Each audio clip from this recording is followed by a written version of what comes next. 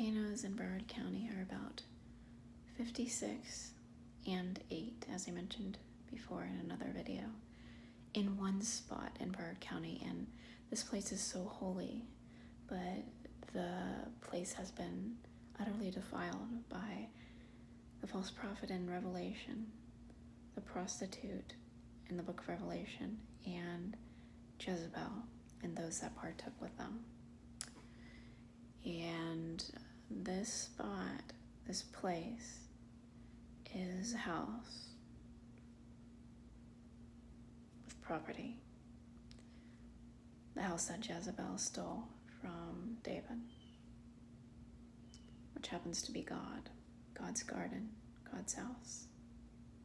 The literal Jezebel from the Bible stole this place and has defiled that place. So in this place alone, where this defilement has taken place, 56 volcanoes for now, 8 more volcanoes, which are the wrath of God volcanoes in the book of Revelation. But as far as like Broward County as the whole entire county, for now I'm just gonna let you know there's at least 500 volcanoes in the county.